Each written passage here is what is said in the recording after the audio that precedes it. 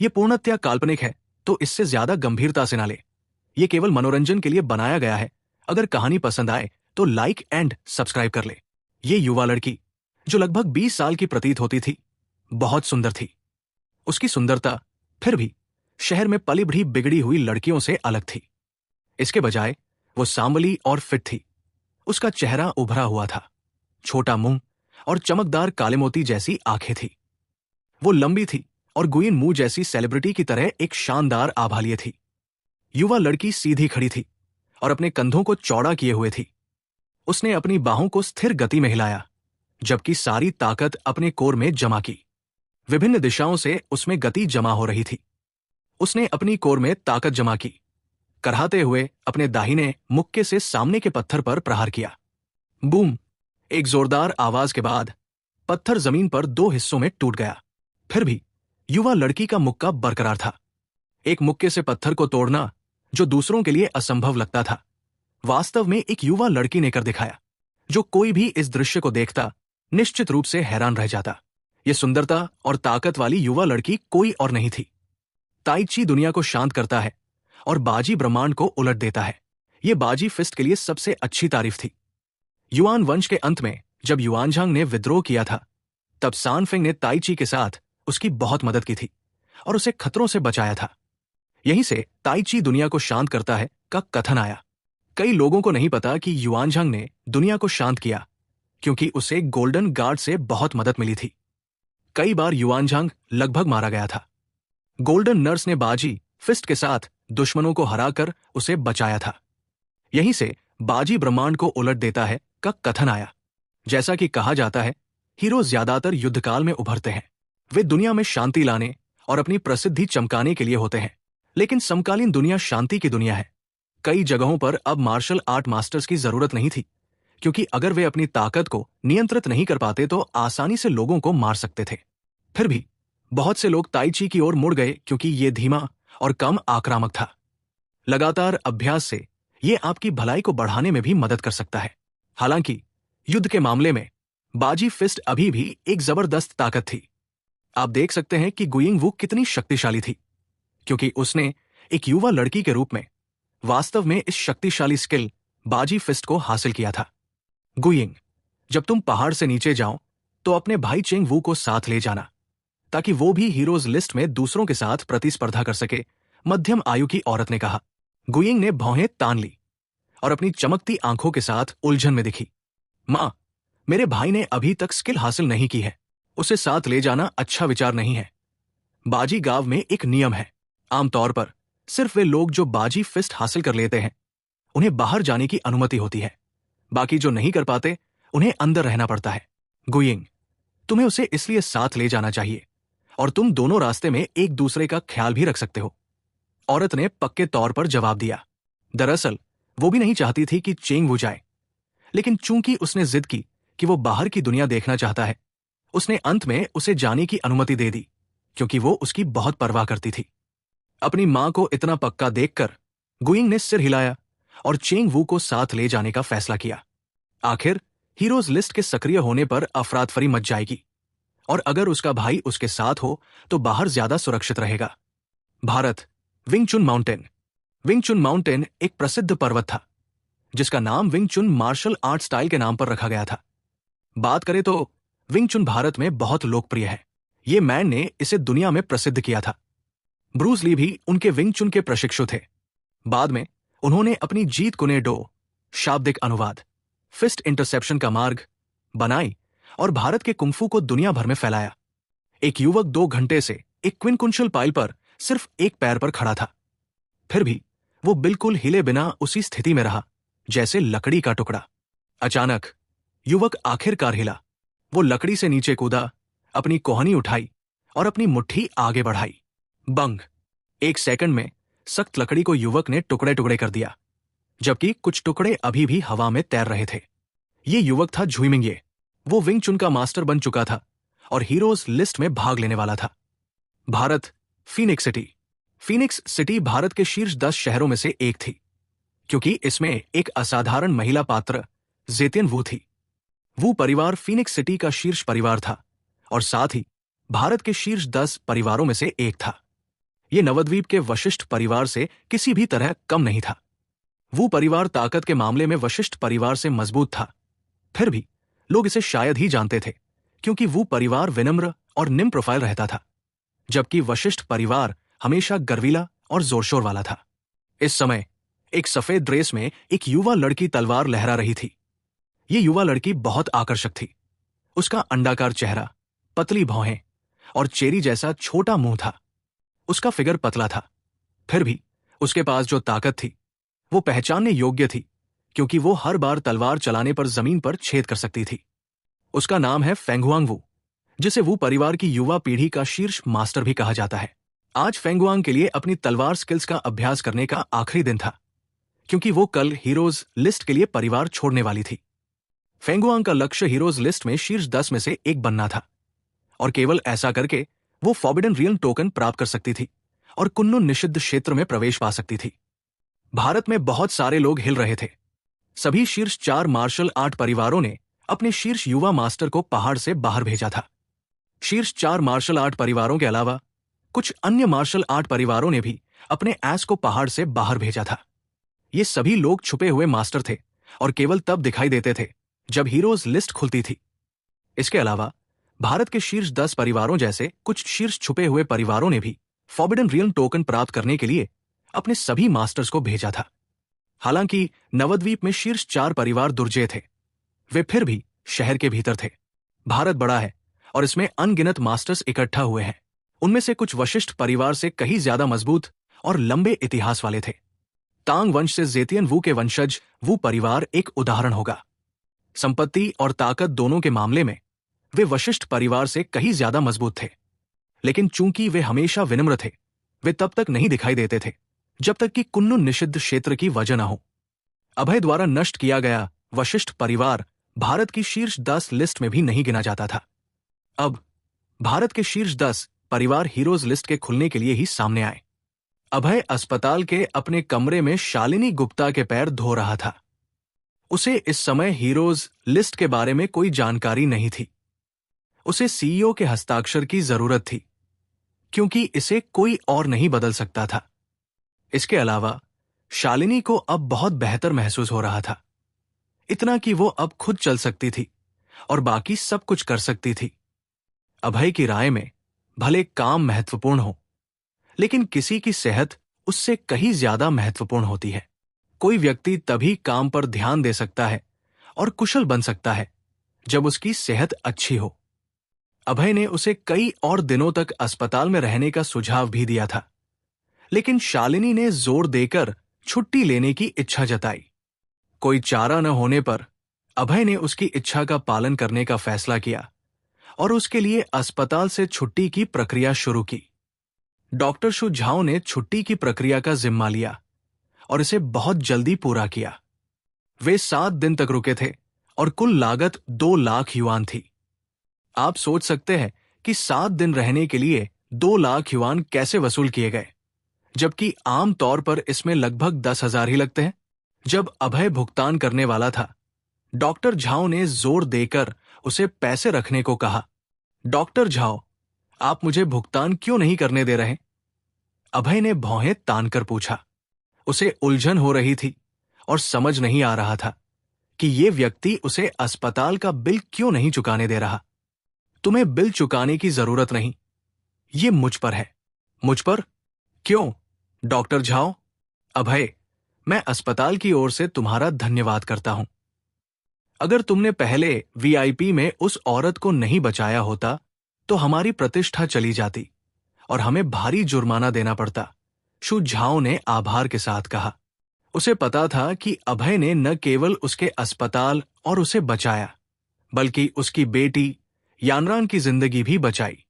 इसलिए वो खुद को अभय से कोई पैसा लेने की इजाजत नहीं दे सकता था। कोई अपने जीवन रक्षक से पैसे कैसे ले सकता है? शु झाओ को इतना पक्का देखकर अभय ने भुगतान करने पर जोर नहीं दिया। उसने अपना क्रेडिट कार्ड जेब में डाला और उसे हल्की मुस्कान दी। शु झाओ के साथ होने के कारण छुट्टी की प्रक्रिया जल्दी पूरी हो गई।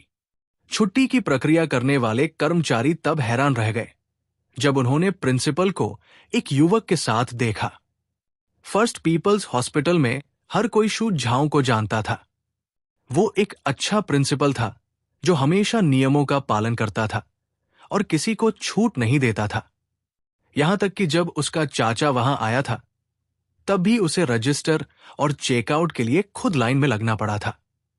लेकिन अब उसने अपना नियम तोड़ा और एक युवक के साथ ऐसा सम्मानपूर्वक चेकआउट कर रहा था जैसे वो किसी प्रधानमंत्री के साथ हो। सभी कर्मचारी और नर्सें बहुत हैरान और उलझन में थी। उन्हें पता था कि ये युवक जरूर कोई खास मेहमान होगा। सोचिए, क्या कोई ऐसा व्यक्ति जो अस्पताल के प्रिंसिपल के साथ हो सिर्फ एक सामान्य ग्राहक हो सकता है? अभय ने छुट्टी की प्रक्रिया बहुत जल्दी पूरी की और शालिनी के साथ चला गया। शीलिन और शाओयू मुंह प्रवेश द्वार पर उन्हें लेने आए थे। चूंकि उनकी हाउसकीपर मर चुकी थी और उन्होंने अभी तक दूसरी नहीं ढूंढी थी, शाओयू को कुछ दिनों के लिए घर में रहना होगा और शालिनी की देखभाल करनी होगी। आखिर शालिनी अभी अभी ठीक हुई थी। वो खाना नहीं बना सकती और घर साफ नहीं कर सकती थी। कुल मिलाकर 4 लोग थे। उसकी पत्नी शालिनी गुप्ता, बाकी 2 उसकी सास और ससुर थे, तो गाड़ी चलाने वाला निश्चित रूप से अभय ही होगा। वो अपनी पत्नी को गाड़ी नहीं चलाने देता, नहीं अपनी सास और ससुर को। अभय ने इग्निशन चालू किया, गैस पर पैर रखा, स्टीयरिंग व्हील घुमाया और विला की ओर गाड़ी चलाई। उसने धीमी और स्थिर गति से गाड़ी चलाई ताकि शालिनी को झटके न लगे और परेशानी न हो। आधे घंटे बाद वे विला पहुंच गए।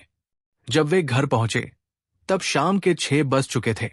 अभय के लिए अपनी सास और ससुर को बस ऐसे ही जाने देना उचित नहीं होगा। वे यहां रात के खाने के लिए रुकेंगे। हमेशा की तरह खाना बनाने का जिम्मा अभय का होगा। लेकिन जब वो किचन में गया तो उसे एहसास हुआ कि वहां कोई खाना नहीं था।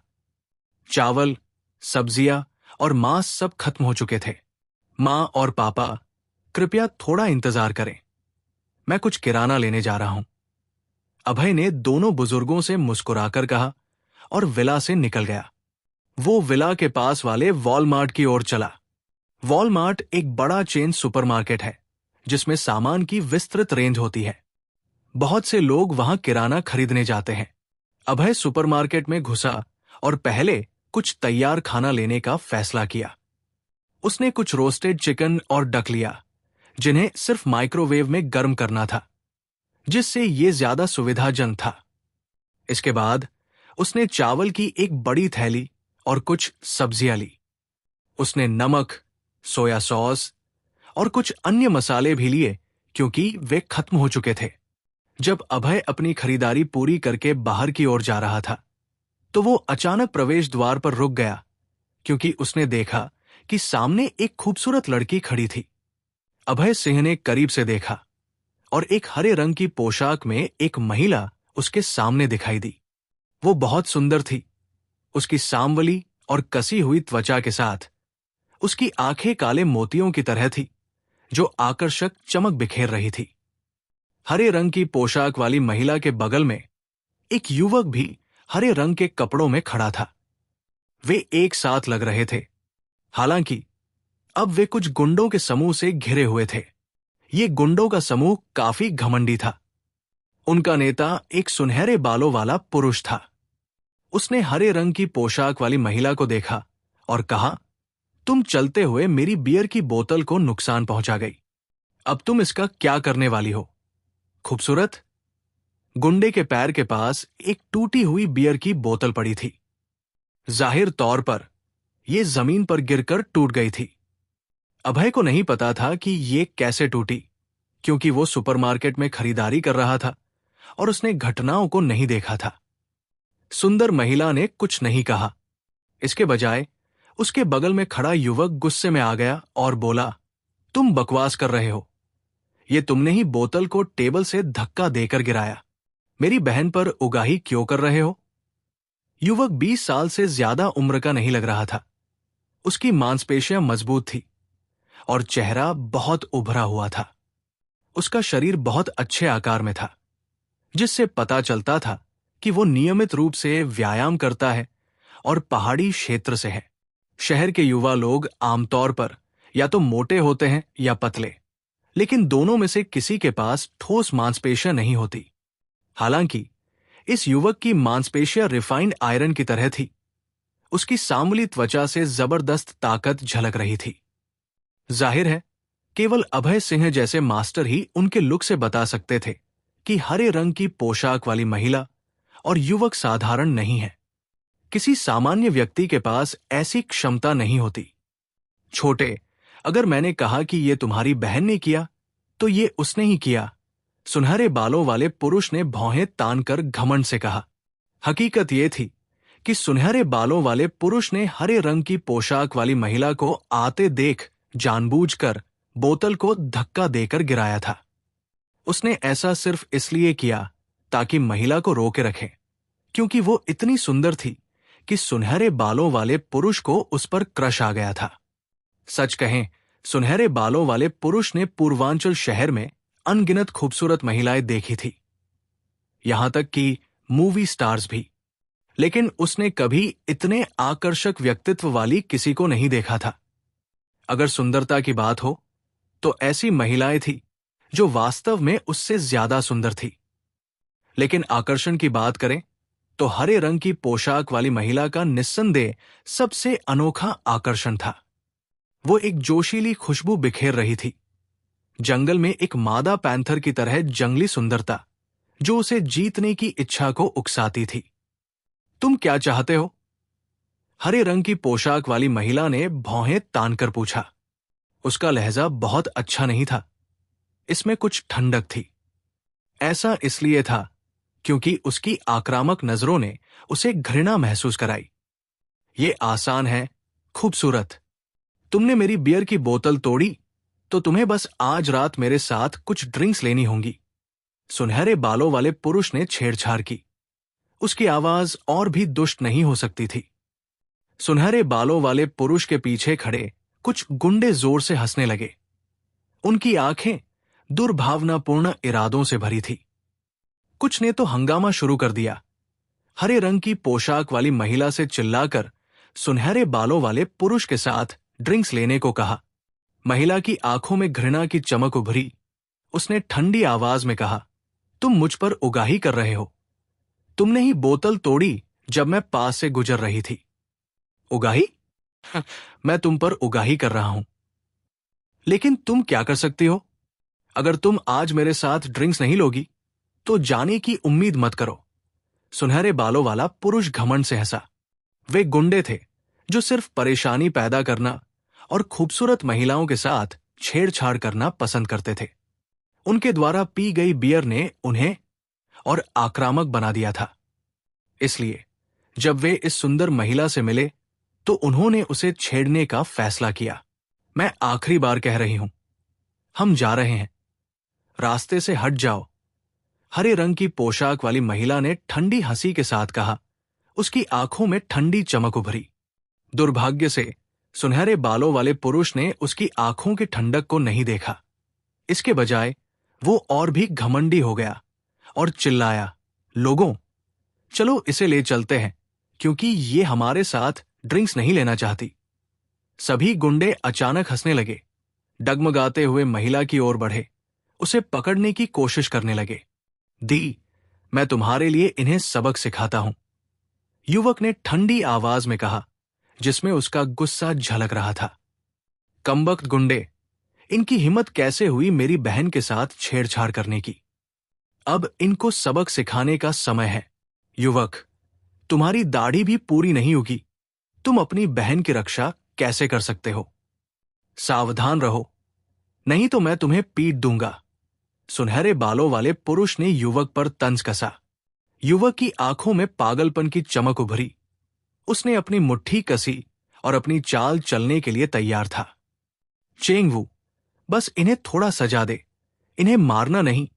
हरे रंग की पोशाक वाली महिला ने बेफिक्री से कहा, कोई भावना नहीं दिखाई। क्या? इन्हें मारना नहीं? सुनहरे बालों वाले पुरुष ने अपनी भौहें मरोड़ी। उसकी आंखों में गुस्सा उभरा, वो गुस्सा जो तिरस्कार से आता है। सुनहरे बालों वाला पुरुष इस क्षेत्र में काफी मशहूर था, जो बहुत सख्त था और उसके साथ 1 दर्जन गुंडे थे। हर कोई उससे डरता था। लेकिन अब इस महिला ने अपने भाई से कहा कि उसे मार न दे। क्या ये अपमान नहीं है? लोगों, चलो इसे पकड़ो और पीटो ताकि ये जान सके कि हम कितने मजबूत हैं। सुनहरे बालों वाले पुरुष ने अपने आसपास के गुंडों को आदेश दिया। चेंग वू के सबसे करीब खड़ा एक मोटा गुंडा सुनहरे बालों वाले पुरुष के सामने अपनी बहादुरी दिखाने के लिए चेंग वू की छाती पर मुक्का मारने लगा। तुम आग से खेल रहे हो? चेंग वू ने ठंडी मुस्कान दी। फिर उसने अपनी निचली पेट में सारी हवा जमा की, अपनी ताकत अपनी मुट्ठी में इकट्ठा की और अपनी दाहिनी मुट्ठी को अचानक मोटे गुंडे की मुट्ठी पर ध्वनिक बूम के साथ मारा। क्रैक! मोटे गुंडे की मुट्ठी तुरंत टूट गई। सफेद हड्डियां और नीचे का लाल मांस उजागर हो गया। उसने दयनीय चीख मारी, फिर अपनी मुट्ठी पकड़कर जमीन पर चिल्लाने लगा। चेंग वू ने अपना मुंह सिकोड़ा। जमीन पर चिल्लाते मोटे गुंडे की परवाह नहीं की। उसे अपनी बहन के शब्द याद थे, इसलिए उसने केवल आधी ताकत का इस्तेमाल किया। अगर चेंग वू ने अपनी पूरी ताकत का इस्तेमाल किया होता तो मोटा गुंडा मर गया होता। यह संतुष्ट करने वाला नहीं था। हीरोज लिस्ट बहुत बेहतर थी, क्योंकि हम दूसरों को मारने की चिंता किए बिना अपनी स्किल्स को तेज कर सकते थे। चेंग वू ने सोचा। पूर्वांचल शहर की उनकी यात्रा का उद्देश्य हीरोज लिस्ट प्रतियोगिता था। उसने अब तक एक में भाग लिया और जीता था। वे आज रात उत्सव के लिए डिनर करने जा रहे थे, लेकिन इन गुंडों की उपस्थिति की उम्मीद नहीं थी। ये युवक आसान नहीं है। पहले महिला को पकड़ो। सुनहरे बालों वाले पुरुष ने अपनी बाह लहराई और आदेश दिया। वो बता सकता था कि चेंग वू एक मार्शल आर्ट परिवार से था जो लड़ने में कठिन था। इसलिए उसने पहले हरे रंग की पोशाक वाली महिला को पकड़ने का फैसला किया। सुनहरे बालों वाले पुरुष की बात सुनकर चेंग वू ने फिर से अपना मुंह सिकोड़ा। कितना मूर्ख! अगर उन्होंने मेरी बहन को छूने की हिम्मत की तो उन्हें नहीं पता होगा कि वे कैसे मर जाएंगे। महिला को पकड़ो! सुनहरे बालों वाला पुरुष चिल्लाया और गुंडों के झुंड के साथ महिला की ओर दौड़ा। महिला का चेहरा उदास हो गया। उसकी आंखों में ठंडी चमक उभरी, क्योंकि ये गुंडे इतने नीच थे कि उन्होंने उसके सीने की ओर हाथ बढ़ाए, उसका फायदा उठाने की कोशिश की। बाजी फिस्ट! महिला ने कराहते हुए अपने पेट को बीच में रखा, अपने पैरों को आधार बनाया, अपनी बाहों और कंधों को क्षैतिज रूप से उठाया। उसने अचानक अपनी दाहिनी मुट्ठी से प्रहार किया। सुनहरे बालों वाले पुरुष पर तेज हवा के साथ जोरदार हमला किया, जिसने हवा को आग लगा दी। बंग! सुनहरे बालों वाला पुरुष चीख भी नहीं सका और बेहोश हो गया। उसका शरीर कई गुंडों की ओर पीछे उड़ गया, जो जमीन पर गिरे और तुरंत बेहोश हो गए। एक ही मुक्के से आधे गुंडों को गिरा दिया। बाकी बचे गुंडों के चेहरे पीले पड़ गए और उनकी आंखें आतंक से भरी थी। ये महिला अविश्वसनीय रूप से शक्तिशाली थी, जैसे एक उग्र मादा ड्रैगन। उन्होंने कभी इतनी मजबूत औरत नहीं देखी थी। बाकी आधे गुंडे भागने की कोशिश करने लगे, लेकिन महिला ने एक कदम आगे बढ़ाया, अपनी मुट्ठी लहराई और उन्हें गिरा दिया। 1 दर्जन गुंडे महिला के सिर्फ 2 मुक्कों से बेहोश हो गए। ये औरत साधारण नहीं है, अभय ने भौहें तानकर कहा, और उसकी आंखों में चिंता दिखाई दी। अभय को पास में खड़ा देखकर महिला ने ठंडी आवाज में पूछा, क्या तुम इनके साथ हो? महिला के सवाल का जवाब देने के लिए अभय सिंह ने सिर हिलाया और कहा, नहीं, मैं इनके साथ नहीं हूं। जाहिर तौर पर महिला को अभय के जवाब पर यकीन नहीं हुआ, क्योंकि वो गुंडों के काफी करीब था, जैसे दर्जनों मीटर दूर। ऐसा लग रहा था कि वो गुंडों का हिस्सा हो। कोई आश्चर्य नहीं कि उसे शक था। हरे रंग की पोशाक वाली महिला ने अभय को भौहें तानकर घूरा और उसके चेहरे का भाव और गंभीर होता जा रहा था। उसे एक ताकत का एहसास हुआ जो केवल एक मास्टर के पास हो सकती थी। इस ताकत को देखा या छुआ नहीं जा सकता था, लेकिन ये वास्तव में मौजूद थी। अभय का खड़ा होने का तरीका काफी खास था। हालांकि वो वहां बेफिक्री से खड़ा दिख रहा था। उसके पैर क्रॉस थे और उसकी छाती आगे की ओर झुकी हुई थी।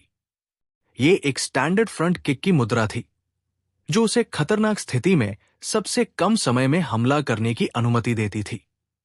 उसकी तरह सामान्य लोग बस लापरवाही से खड़े होते हैं। खूबसूरत, चिंता मत करो। मैंने देखा कि तुम मार्शल आर्ट्स में बहुत उत्कृष्ट हो। क्या वो बाजी फिस्ट थी? अभय ने चेहरे पर मुस्कान के साथ कहा। उसने अपने गुरु से बाजी फिस्ट की ताकत उत्पन्न करने की तकनीकों के बारे में सीखा था। ये वैसी ही लग रही थी जैसा अभी महिला ने किया। महिला की पुतलियां अचानक सिकुड़ गई। वो पहला व्यक्ति था जिसने पूर्वांचल शहर आने के बाद उसकी स्किल्स को पहचाना। ये युवक साधारण नहीं था। चलो चेंग वू। महिला ने हल्की मुस्कान दी और चेंग वू को पकड़कर चली गई। सामने खड़े युवक ने उसे असहज महसूस कराया, जो किसी अन्य मास्टर से मुलाकात के समान था। चूंकि ये पुरुष गुंडों के साथ नहीं था, वो उलझना नहीं चाहती थी, इसलिए वो अपने भाई के साथ चली गई। अभय चाहता था कि वो महिला के साथ बातचीत जारी रखें, क्योंकि एक मास्टर से मिलना दुर्लभ था, और अगर वे एक त्वरित मुकाबले में कुछ तकनीकों का आदान प्रदान कर सकते तो और अच्छा होता। लेकिन वो बिना किसी हिचकिचाहट के चली गई, जिससे उसे निराशा हुई। कमबख्त, मैं यहां किराना खरीदने आया हूं। मेरे सास ससुर अभी भी घर पर मेरा इंतजार कर रहे हैं। अभय ने पछतावे से अपना सिर थपथपाया और घर की ओर चला। उसने पहले ही सुपरमार्केट में कुछ सामान ले लिया था। हालांकि वो उस शानदार महिला से विचलित हो गया था। वो रुककर देखने लगा, लेकिन उसे नहीं लगा था कि इसमें इतना समय लगेगा। जब अभय आखिरकार चावल और खाने के साथ घर पहुंचा, शालिनी और उसके सास ससुर बहुत देर से इंतजार कर रहे थे और भूखे थे। अभय, किराना खरीदने में इतना समय क्यों लगा? शाओयुम मू ने उलझन भरे लुक के साथ पूछा। एक गृहिणी के रूप में शाओयुम मू पहले किराना खरीदने जाती थी। वो अभय और शालिनी की शादी से पहले कुछ समय तक यहां रही थी, इसलिए उसे पता था कि उनका घर वॉलमार्ट के करीब है। सारा सामान घर लाने में केवल आधा घंटा लगता था, लेकिन इस बार उसे 1 घंटे से ज्यादा समय लग गया। मुझे खेद है, मेरा ध्यान किसी चीज से भटक गया था। अभय ने माफी मांगने के बाद जल्दी से किचन की ओर बढ़ा। वो क्या कर सकता था? वो दामाद था। वो अपने सास ससुर को खाना नहीं बनाने दे सकता था। सौभाग्य से अभय काफी चतुर था कि उसने आधा खाना पका हुआ लिया था, जिसे केवल माइक्रोवेव में गर्म करना था, जिसमें केवल 10 मिनट लगे। माइक्रोवेव में खाना गर्म करते समय उसने गैस चालू की और खाना तलना शुरू किया। उसने 3 व्यंजन बनाए, हरी मिर्च के साथ अंडा, मसालेदार खट्टा गोभी, सोया सॉस में स्ट्यूड बैंगन और 3 प्लेट पके हुए खाने के साथ कुल मिलाकर 6 व्यंजन बने। जैसे ही व्यंजन मेज पर आए, उसके सास ससुर ने तुरंत खाना शुरू कर दिया। शालिनी को चॉपस्टिक से खाने में परेशानी होती देख अभय ने कुछ खाना उठाया और उसे खिलाना शुरू किया। रात का खाना जल्दी खत्म हो गया, क्योंकि हर कोई बहुत भूखा था। रात के खाने के बाद 9 बज चुके थे और उसके ससुर घर जाना चाहते थे। जाहिर तौर पर अभय उनके साथ बाहर निकला।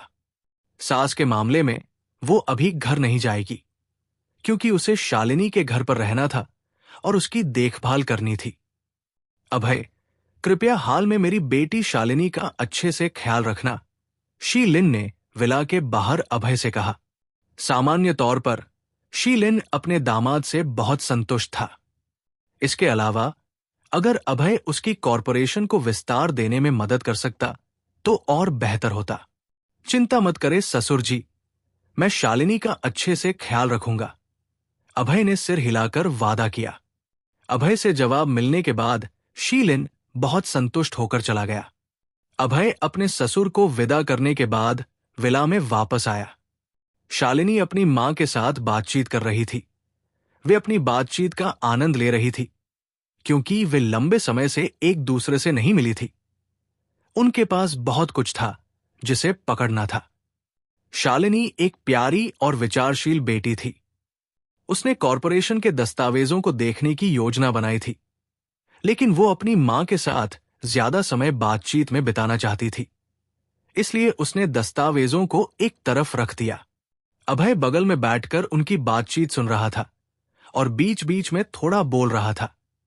उन्होंने सबसे ज्यादा शालिनी के बचपन की बातें की। प्यारी शालिनी, क्या तुम्हें प्राइमरी स्कूल की बातें याद है?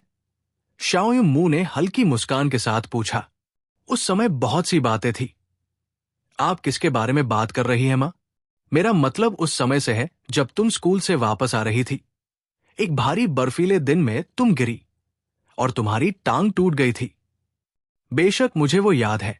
अगर मां आप मुझे ढूंढने न जाती तो मैं यहां न होती, शालिनी ने बहुत आभार के साथ कहा। उसे साफ याद था कि जब वो पहली कक्षा में थी, एक दिन भारी बर्फबारी हुई थी। स्कूल से घर जाते समय वो एक बड़े गड्ढे में गिर गई थी और उसकी टांग टूट गई थी। शालिनी मोटी बर्फ से ढक गई थी। उसे लगा था कि शायद वह मर जाएगी, क्योंकि वो रास्ता काफी सुनसान था। हालांकि उसकी मां ने भारी बर्फबारी और अंधेरे के बावजूद उसे गड्ढे से बचाया था। वो पल हमेशा शालिनी की स्मृति में ताजा रहा। जब वो अपनी मां के साथ होती थी तो उसके पास हमेशा बहुत कुछ बोलने को होता था, लेकिन वे मुख्य रूप से उसके बचपन की बातें करते थे। शालिनी और उसकी मां ने रात के 11 बजे तक बातचीत खत्म नहीं की और सोने नहीं गए। जब अभय ने सुना कि सोने का समय हो गया है तो वो कुछ सेकंड के लिए खो गया, क्योंकि अपनी सास के यहां होने पर वो अलग बेडरूम में नहीं सो सकता था। शाओयुन मू बहुत विचारशील थी कि उसने शालिनी को अपने साथ बेडरूम में सोने के बजाय अभय के साथ सोने को कहा। शालिनी ने मना करने की कोशिश की, लेकिन शाओयुन मू ने जोर देकर कहा कि वो अकेले सोना चाहती है। नतीजतन शालिनी को अभय के साथ उसी बेडरूम में सोना पड़ा। जाहिर तौर पर अभय ने शालिनी को दूसरी मंजिल के बेडरूम तक उठाकर ले गया। शालिनी का फिगर शानदार था। उसकी गोरी त्वचा, बड़े स्तन और उभरे हुए नितंब थे। हालांकि अभय ने उसका शानदार फिगर कई बार देखा था, फिर भी वो बहुत उत्तेजित हो गया। शालिनी को घूरते हुए अभय की आंखों में आग जल उठी। वो चाहता था कि वो अभी उसे कर ले। हालांकि उसे अपनी इच्छाओं को दबाना पड़ा, क्योंकि शालिनी अभी अभी अस्पताल से निकली थी और पूरी तरह ठीक नहीं हुई थी। वो उसके साथ ऐसा नहीं कर सकती थी। अपने हाथों पर ध्यान दे, इधर उधर मत कर। बेडरूम में शालिनी ने शर्माते हुए कहा। उसका चेहरा लाल हो गया और उसका शरीर शर्मिंदगी से अकड़ गया। आखिर ये शालिनी का पहली बार था कि वो अभय के साथ एक ही बिस्तर पर लेट रही थी। उसके लिए घबराना मुश्किल नहीं था। ठीक है, समझ गया, अभय ने बुदबुदाया, लेकिन जाहिर तौर पर उसने उसकी बात को गंभीरता से नहीं लिया, क्योंकि उसके हाथ अभी भी उसके शरीर पर घूम रहे थे। ऐसी खूबसूरती के बगल में लेटने पर सेक्स न करना शायद ठीक हो, लेकिन अगर उसे छूने की भी इजाजत न हो तो यह बहुत दुखदाई था। अभय ने शालिनी का फायदा उठाकर एक शानदार रात बिताई। शालिनी के लिए वो मुश्किल से सो पाई, क्योंकि एक जोड़ी भेड़िया पंजे उसे छू रहे थे, जिससे वो जागती रही। अगले दिन उगता सूरज और गर्म हवा ने संकेत दिया कि ये एक और अच्छा दिन है। ये अभय सिन्हा का पसंदीदा मौसम था। एक खूबसूरत मौसम अच्छा मूड सेट करता है। उसे बादल वाला दिन नफरत था, जो वास्तव में उसे चिढ़ाता था। वो जल्दी उठा और नाश्ता बनाने गया। ये जाना जाता है कि उसने वोल्फ कॉन्टिनेंट में शायद ही कभी नाश्ता बनाया हो। वोल्फ फैंग क्लैन के लिए भोजन तैयार करने की जिम्मेदारी एलिस की थी। हालांकि अक्सर भोजन न बनाने का मतलब ये नहीं था कि वो ऐसा करने में सक्षम नहीं था। बचपन में जब वो अपने गुरु के साथ रहता था, तब उसने उनके लिए भोजन तैयार किया था और पहले ही अपनी खाना पकाने की स्किल्स बना ली थी। लेकिन जब वो किचन में गया तो उसे पता चला कि उसकी सास पहले ही उठ चुकी थी और नाश्ता बना रही थी और भोजन लगभग तैयार था। सास का होना बहुत अच्छा था। पहले या तो वो या शालिनी नाश्ता बनाते थे, लेकिन अब शाओयुन मू ने इसका ध्यान रखा। चूंकि नाश्ता तैयार था, अभय को उम्मीद थी कि शालिनी थोड़ा और सो सकती है, लेकिन शालिनी ने उठने पर जोर दिया। जैसे ही उन्होंने ब्रश और धुलाई पूरी की, नाश्ता उनके लिए तैयार था। नाश्ता काफी उदार था। याम और गोजी बेरीज के साथ बाजरे का दलिया, 3 स्टीम्ड बन्स और 4 व्यंजन जिनमें 2 सब्जियां और 2 प्रकार के मांस शामिल थे, जो अच्छी तरह से छांटे गए और पोषण से भरे थे। बाजरा पाचन में मदद करता है। याम का मीठा स्वाद पौष्टिक होता है बिना ज्यादा चिकनाई के। गोजी बेरीज चक्कर, टिनिटस और कमजोरी से राहत देती है। इन सभी खाद्य पदार्थों का मिश्रण उन मरीजों के लिए एकदम सही था जो अभी अभी अस्पताल से निकले हैं। इसके अलावा ये सामान्य लोगों के लिए भी स्वस्थ रहने के लिए अच्छा था। इसमें कोई संदेह नहीं था कि शाओयू मू लोगों की देखभाल में बहुत अच्छा काम करती थी। सारा दलिया और व्यंजन शालिनी के लिए सबसे अच्छे थे। अभय ने एक कौर लिया। ये बहुत स्वादिष्ट था। इससे पता चलता था कि उसकी सास घर पर बहुत खाना बनाती थी, क्योंकि उन्होंने समय और ताप को पूरी तरह से संभाला था। सासू मां, आपका खाना वाकई बहुत अच्छा स्वाद देता है, अभय ने मुस्कुराकर तारीफ की। अभय, अगर तुम्हें पसंद है तो मैं बाद में तुम्हारे लिए और बनाऊंगी, शाओयू मू ने मुस्कुराकर कहा। वो अपने दामाद से बहुत प्रसन्न थी। अभय ने बुदबुदाया और सिर हिलाया। उसके दिल का कुछ हिस्सा पिघल रहा था। ये परिवार होने का एहसास था, जिसमें बड़े और पत्नी शामिल थे। जब वो 8 साल का था, तब उसके माता पिता गायब हो गए थे, इसलिए उसने कभी अपने परिवार की देखभाल और गर्मजोशी का अनुभव नहीं किया था। नाश्ता जल्दी ही खत्म हो गया। शालिनी ने प्रोफेशनल वियर का सेट पहना, हाई हील्स डाली और जाने के लिए तैयार थी। तुम क्या कर रही हो? अभय ने पूछा।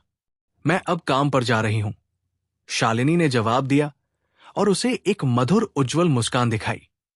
नहीं, तुम अभी अभी अस्पताल से निकली हो। तुम अभी काम पर वापस जाने के लिए तैयार नहीं हो। क्या तुम मुझे जाने दे सकते हो? कॉरपोरेशन में मेरे लिए ढेर सारे दस्तावेज इकट्ठा हो गए हैं, जिन्हें मुझे समीक्षा और हस्ताक्षर करना है। तुम अभी पूरी तरह ठीक नहीं हुई हो। तुम्हें घर पर और आराम की जरूरत है। मुझे जाने दो, मैं हमेशा कम मेहनत कर सकती हूं। क्या तुम्हें चिकित्सा स्किल्स नहीं आती? जब मैं थक जाऊंगी तो तुम मुझे मालिश दे सकते हो, शालिनी ने मुस्कुराते हुए चेहरे के साथ कहा।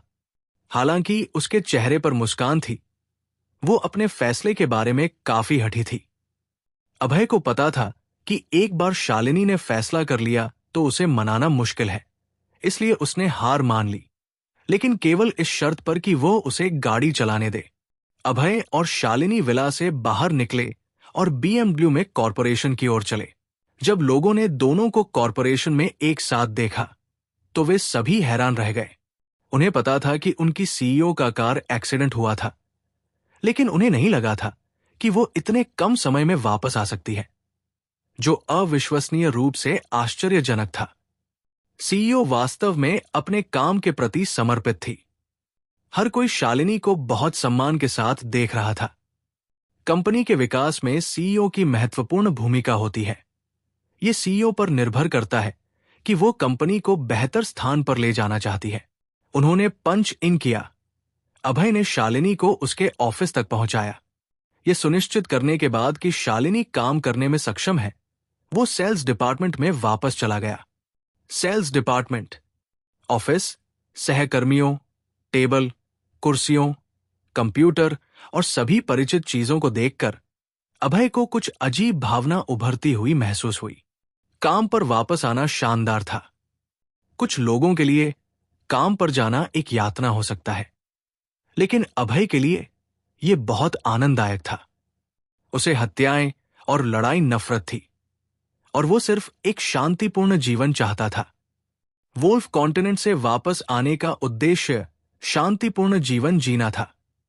उसे सेल्स डिपार्टमेंट से काफी गहरा लगाव था, क्योंकि ये वो पहला डिपार्टमेंट था जिसमें उसने पूर्वांचल शहर आने पर काम किया था। उसने यहां कई दोस्त बनाए थे, जैसे वंक्यूशिया और श्यामली। उसे ऐसा लग रहा था जैसे वो लंबे समय तक चला गया हो, हालांकि वो सिर्फ एक हफ्ते से ज्यादा समय के लिए दूर था। भाई सिंह, आप काम पर वापस आ गए। अभय को सेल्स डिपार्टमेंट में आते देख श्यामली ने अपनी आंखें झपकाई और बहुत उत्साह के साथ कहा। श्यामली को इस दौरान अभय से मिलने का मौका नहीं मिला था, इसलिए वो उसे बहुत याद करती थी। जब वो उसे वापस देखी तो उसकी आंखों में उत्साह कभी छुप नहीं सकता था। काफी समय से नहीं मिले, श्यामली दी। क्या तुमने मुझे मिस किया? अभय ने बड़ी मुस्कान के साथ कहा। उसे इस मासूम लड़की का बहुत अच्छा प्रभाव था। वो बहुत अच्छी थी। मेरे साथ छेड़छाड़ मत करो भाई सिंह, श्यामली ने मुंह फुलाया और बुदबुदाई। हालांकि उसकी आवाज में खुशी थी। ऐसा लगा जैसे वे उस समय में वापस चले गए जब वो पहली बार कॉरपोरेशन में आया था और हमेशा उसे श्यामली दी कहता था। श्यामली के साथ थोड़ी बातचीत करने के बाद अभय अपनी ऑफिस डेस्क की ओर चला। हालांकि जैसे ही वो अपनी डेस्क के करीब पहुंचा, उसने देखा कि वहां पहले से ही एक युवक बैठा हुआ था।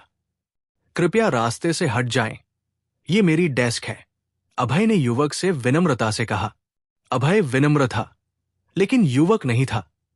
उसने सिर उठाया, अभय को एक नजर देखा और फिर फाइल देखने में व्यस्त हो गया, बिना अभय को जवाब दिए। अभय ने भौहें तान ली। उसे गुस्सा आया क्योंकि युवक ने उसे नजरअंदाज किया और उसकी डेस्क पर कब्जा कर लिया। बंग! अभय ने अपना दाहिना हाथ बढ़ाया और डेस्क पर सीधे जोर से मारा। उसने कहा, यह मेरी डेस्क है, कृपया रास्ते से हट जाएं। डेस्क से अचानक हुई जोरदार आवाज ने फाइलें पढ़ रहे युवक को चौंका दिया। उसने अपने हाथों से फाइलें भी गिरा दी। तुम कौन हो यार? किसने कहा कि यह तुम्हारी डेस्क है? युवक ने ठंडी हंसी के साथ घमंड से कहा। युवक इतना घमंडी था कि अभय भी निरुत्तर रह गया। वो सोच रहा था कि ये मूर्ख कौन है, इसकी हिम्मत कैसे हुई इतनी लापरवाही से व्यवहार करने की। सच कहें, अभय ने पहले कभी इस युवक को नहीं देखा था। वो शायद हाल ही में कॉरपोरेशन में आया था। योंग हुआंग, मैंने तुमसे कहा था कि ये अभय सिंह की डेस्क है और तुम यहां नहीं बैठ सकते। तर्क वितर्क सुनने के बाद श्यामली आई और युवक से बात की। श्यामली, मैंने देखा कि ये डेस्क एक हफ्ते से ज्यादा समय से खाली थी, इसलिए मैं यहां बैठ गया। योंग हुआंग ने श्यामली को देखकर मुस्कान दी, जो कि अभय को दी गई नजर से पूरी तरह अलग थी। श्यामली ने भौहें तान ली, ठंडी आवाज में कहा, मुझे श्यामली मत बुलाओ, मैं तुम्हें ज्यादा नहीं जानती। तुम्हें मुझे ग्रुप लीडर जांग कहना चाहिए और तुम्हें अब यह डेस्क छोड़ देना चाहिए क्योंकि अभय सिंह वापस आ गया है। योंग हुआंग ने मुंह टेढ़ा किया। जाहिर तौर पर उसे श्यामली के उसे छोड़ने के लिए कहने से परेशानी हुई। ग्रुप लीडर जांग, मुझे ये डेस्क पसंद है, तो क्या आप अभय सिंह से कोई दूसरी डेस्क लेने को कह सकती हैं? योंग हुआंग ने भौहें तानकर जवाब दिया। क्या बकवास, ये मेरी डेस्क है, मुझे कहीं और क्यों जाना चाहिए? अभय सिन्हा को वाकई गुस्सा आया क्योंकि किसी ने उसकी डेस्क पर कब्जा कर लिया था, भले ही वो सिर्फ एक हफ्ते से ज्यादा समय के लिए दूर था। कितना लापरवाह आदमी! मेरा मतलब है, क्या तुम्हारा दिमाग खराब हो गया है? क्या तुम्हारा दिमाग खा लिया गया है? अभय ने योंग हुआंग से टकराव किया। उसकी आवाज में छिपी नाराजगी साफ थी। मेरा दिमाग खा लिया गया, इसका क्या मतलब है? योंग हुआंग ने निराश होकर पूछा। उसे समझ नहीं आया कि डेस्क लेने का उसके दिमाग के खाए जाने से क्या लेना देना है। अभय ने कंधे उचकाए। वो बता सकता था कि ये युवक सिर्फ एक मूर्ख है।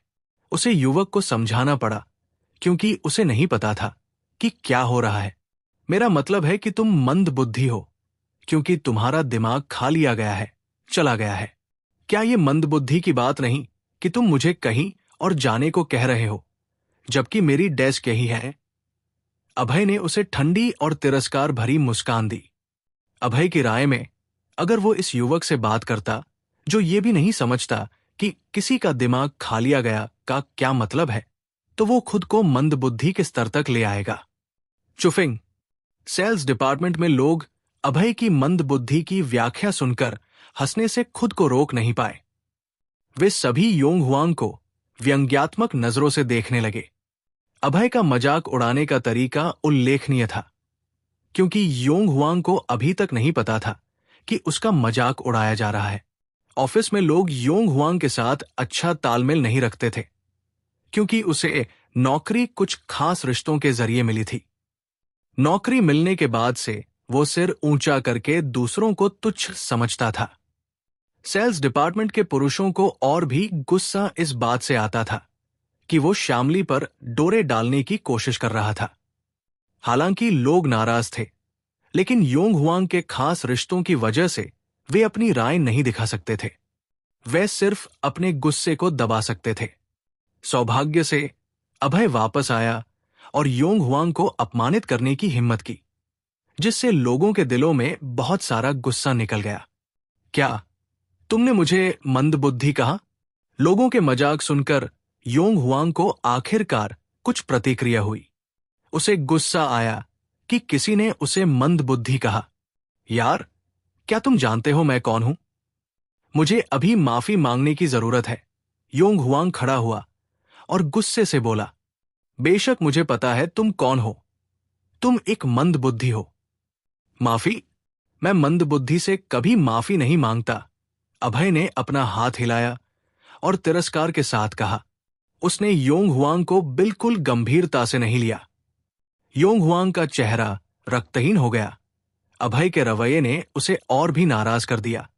उसने ठंडी आवाज में कहा, मैं तुम्हें बता दूं, मैं इस कॉरपोरेशन के संस्थापक तियानशियांग हुआंग का पोता हूं। अगर तुमने मुझे गाली देने की हिम्मत की तो सावधान रहो, क्योंकि मैं कॉरपोरेशन को रिपोर्ट करूंगा और तुम्हें निकाल दूंगा। हाँ, योंग हुआंग की धमकियों को सुनकर अभय जोर से हंस पड़ा, जबकि सेल्स डिपार्टमेंट के बाकी लोग खामोश रहे। वो योंग हुआंग से मनोरंजित था।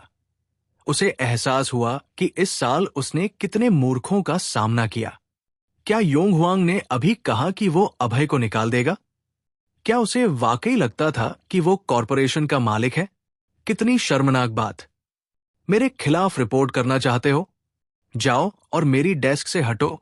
अभय ने ठंडी हंसी के साथ जवाब दिया। बात करते समय अभय से एक दबंग ताकत निकली, जो इतनी तीव्र थी कि योंग हुआंग का चेहरा डर से बिगड़ गया और वो एक कदम पीछे हट गया।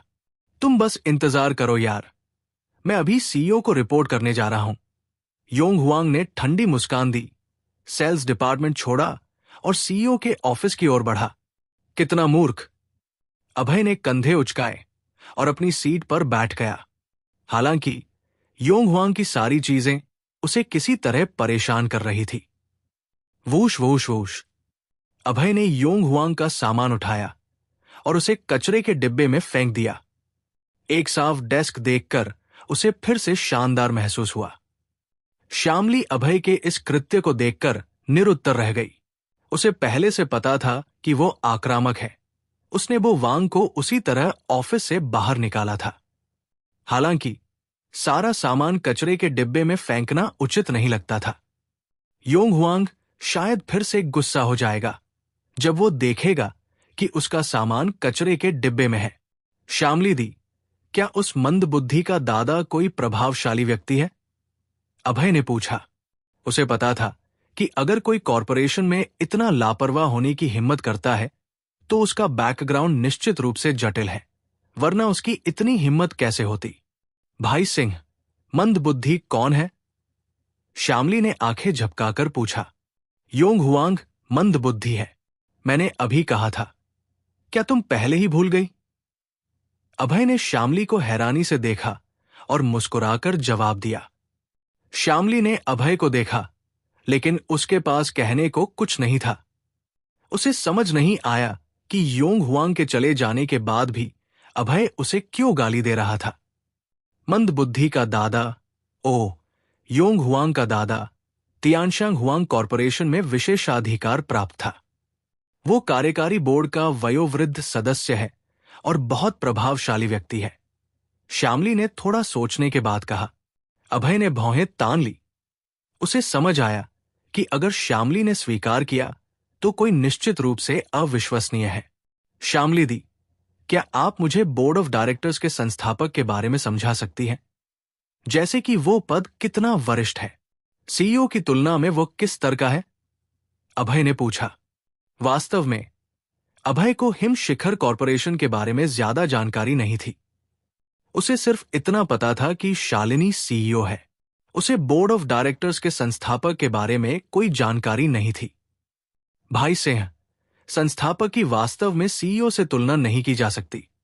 उसका प्रभाव सीईओ के लगभग समान स्तर का है, क्योंकि उनके पास कॉरपोरेशन के कई शेयर हैं जो उन्हें निर्णय लेने की शक्ति देते हैं। निर्णय लेने की शक्ति? कैसी निर्णय लेने की शक्ति?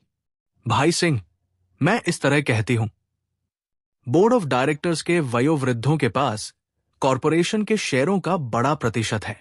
अगर वे एकजुट होना चाहें तो उनके पास सीईओ शालिनी गुप्ता को निकालने की पर्याप्त शक्ति होगी। क्या शालिनी को निकालना? अभय इस बार पूरी तरह हैरान रह गया। उसे समझ नहीं आया कि बोर्ड ऑफ डायरेक्टर्स क्या बला है और उसके पास सीईओ को निकालने की शक्ति कैसे हो सकती है। क्या बकवास! कॉरपोरेशन शालिनी के नाम पर है।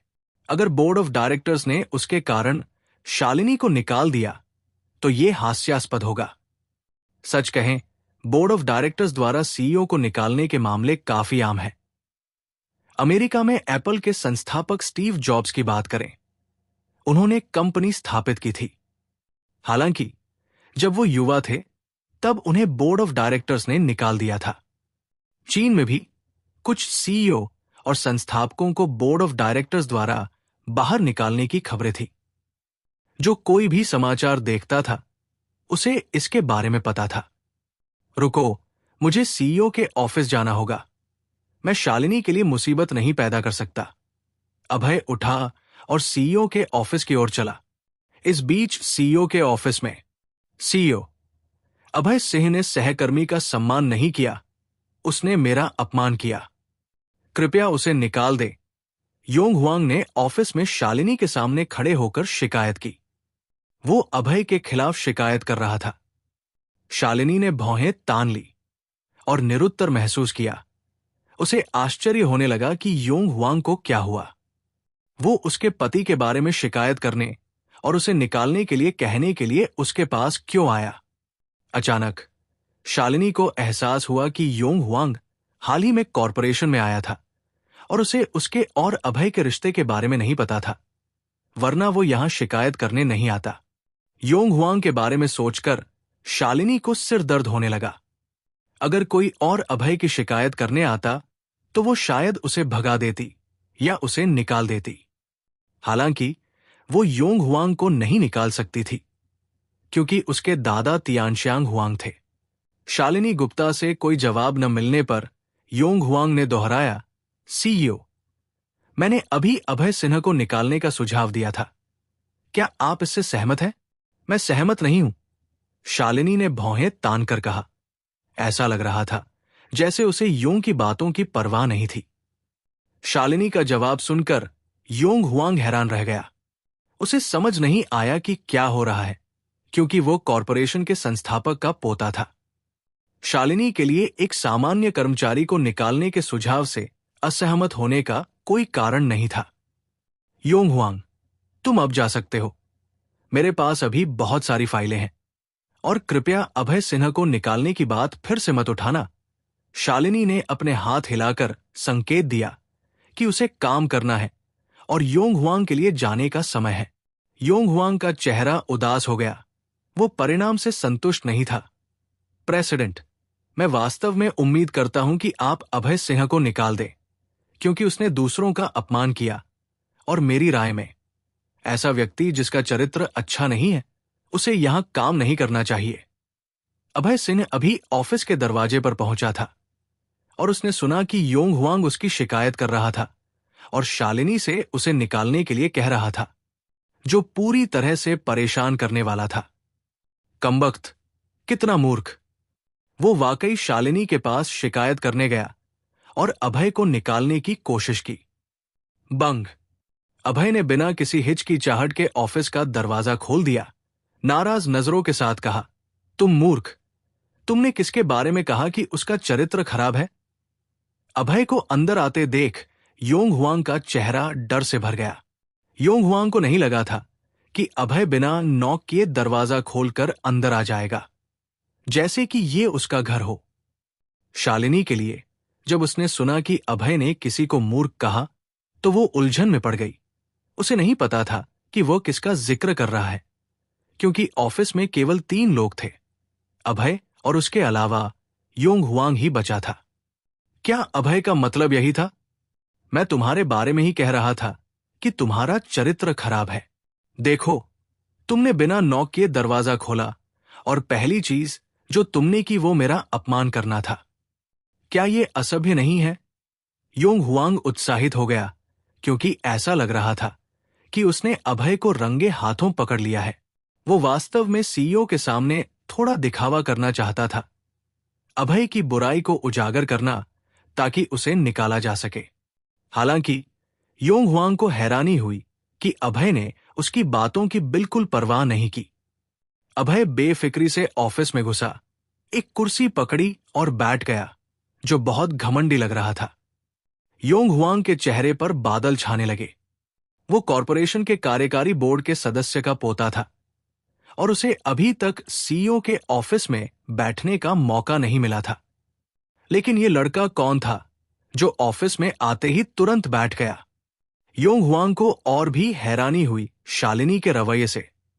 उसने अभय के व्यवहार पर सिर्फ मुस्कान के साथ जवाब दिया, तुम अब जा सकते हो, योंग हुआंग। शालिनी ने फिर से अपने हाथ हिलाए और उसे जाने के लिए कहा। योंग हुआंग की आंखों में गुस्सा उभरा। उसने कहा, प्रेसिडेंट। हालांकि उसे अपनी बात पूरी करने का मौका भी नहीं मिला। शालिनी ने उसे ठंडी आवाज में बीच में ही रोक दिया। उसने कहा, योंग हुआंग, मैंने तुम्हें कई बार जाने के लिए कहा है, क्या तुमने सुना? इस बार शालिनी का लहजा बहुत सख्त था, या यह कहा जा सकता है कि वो गुस्सा हो रही थी। शालिनी को योंग हुआंग का बार बार अभय की शिकायत करना सुनकर गुस्सा आ रहा था, इसलिए वो उसके प्रति अच्छा रवैया नहीं रख पाई। शालिनी को गुस्सा होता देख योंग हुआंग ने सिर झटका, अभय को ठंडी नजर से देखा और फिर सीईओ ऑफिस से चला गया। योंग हुआंग के जाने के बाद अभय मुस्कुराया। उसने कहा, हां, मुझे पता है मेरी पत्नी हमेशा मेरे साथ इतना अच्छा व्यवहार करती है। तुम मुझे कॉरपोरेशन से नहीं निकालोगी। शालिनी अभय के मजाक का जवाब कोई मधुर मुस्कान के साथ नहीं दे सकी।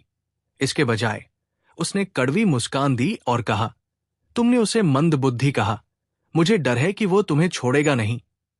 योंग हुआंग को अभय ने मंदबुद्धि कहकर गाली दी। ये सोचकर शालिनी को दांतों में दर्द होने लगा।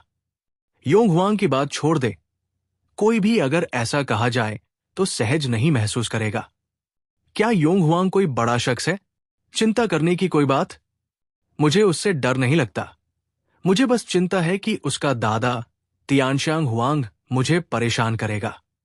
Tianxiang Huang, board of directors का संस्थापक। वैसे क्या तुम मुझे बोर्ड ऑफ डायरेक्टर्स के बारे में समझा सकती हो? अभय ने भौहें तानकर पूछा। उसे लगा कि कॉरपोरेशन में कुछ छिपी हुई परेशानी है जो कॉरपोरेशन के उन संस्थापकों से आ रही है। शालिनी ने कड़वी मुस्कान दी, कहा, तुम जानते हो कि हिम शिखर कॉरपोरेशन मेरे दादाजी ने स्थापित किया था और उस समय शेयर होल्डर मीटिंग में 3 अन्य लोग थे। वे थे तियानशियांग हुआंग, डेक्वान यू और जोंगजी झो। मेरे दादाजी के पास 40% शेयर थे और बाकी बोर्ड ऑफ डायरेक्टर्स के पास 20-20% शेयर थे। क्या तुम्हारा मतलब है कि ये 3 शेयर होल्डर हर साल कॉरपोरेशन के 60% मुनाफे ले जाएंगे? सही, हर साल वे बड़ी रकम ले जाते हैं, लेकिन अब वे इससे संतुष्ट नहीं हैं। संतुष्ट नहीं, इसका क्या मतलब है? बहुत आसान, वे अब ज्यादा शेयर चाहते हैं। शालिनी ने समझाया। उसकी आवाज में असंतोष था। हां, जब दादाजी ने पहली बार हिम शिखर कॉरपोरेशन स्थापित किया था, तब इन 3 अन्य संस्थापकों ने पैसा दिया था, लेकिन उनके पास 20-20% शेयर थे, जो उन्हें हर साल कई मिलियन युआन लेने में सक्षम बनाता था। हालांकि वे अभी भी इससे खुश नहीं थे और ज्यादा लेने का इरादा रखते थे। अभय ने भौहें तान ली। पूछा, अगर वे ज्यादा शेयर नहीं ले पाए तो वे क्या करेंगे? वे शायद एकजुट होकर मेरे सीईओ के पद को हटा देंगे।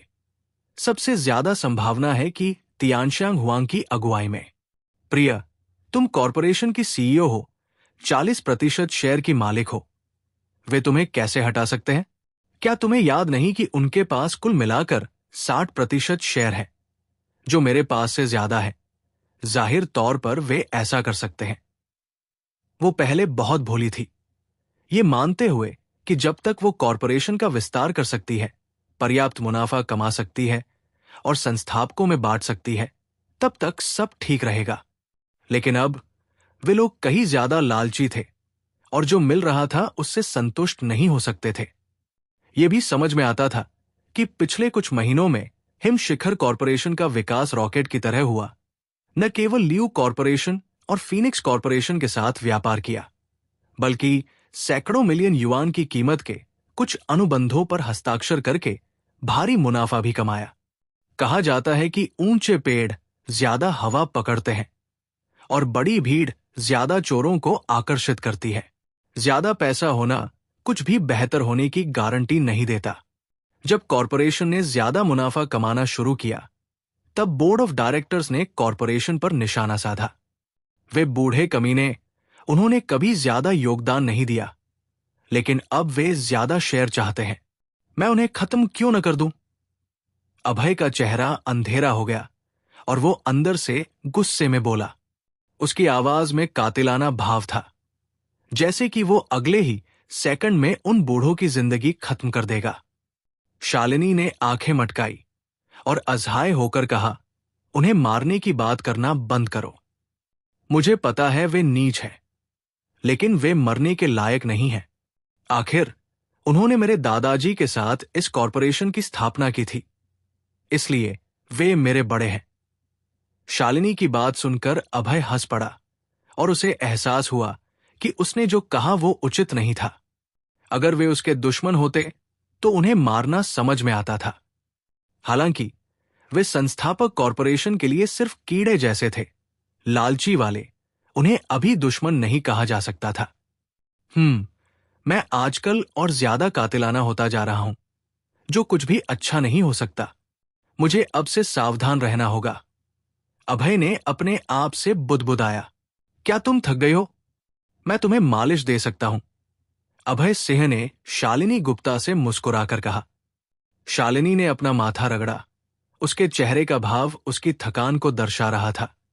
उसने कहा, थोड़ा ये सही है कि अस्पताल से निकलने के तुरंत बाद मुझे इतना मेहनत नहीं करनी चाहिए। अभय शालिनी के पीछे गया। उसने अपनी बाहें बढ़ाई, उन्हें उसके कंधों पर रखा और फिर मालिश शुरू की। उसने पहले सर्वाइकल वर्टेब्रा से शुरुआत की, क्योंकि ये मानव शरीर का सबसे महत्वपूर्ण हिस्सा है जो मस्तिष्क की गतिविधियों से जुड़ा होता है। कई लोगों को उनकी सर्वाइकल वर्टेब्रा में समस्या होती है, क्योंकि वे अपना ज्यादातर समय कंप्यूटर और फोन पर खेलने, टेलीविजन देखने या गर्दन नीचे रखकर काम करने में बिताते हैं। ये परिदृश्य सर्वाइकल वर्टेब्रा को कठोर कर देते हैं। रक्त संचार भी धीमा हो जाता है, जिससे नसों पर दबाव पड़ता है और ऊतकों को चोट या विकृति होती है। ये सब थकान, चक्कर और सिरदर्द का कारण बनते हैं। अभय ने देखा और पाया कि शालिनी को वर्टेब्रल बीमारी नहीं थी।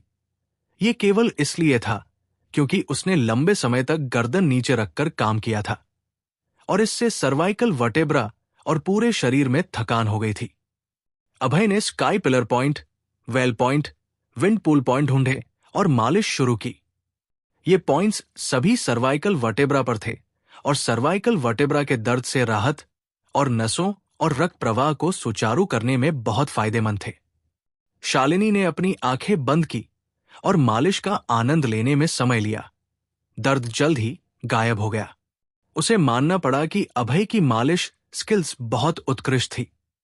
बेशक ये इसलिए था क्योंकि उसने चिकित्सा ज्ञान में महारत हासिल की थी और सभी प्रेशर पॉइंट्स को जानता था जो दर्द का इलाज करने में मदद कर सकते थे।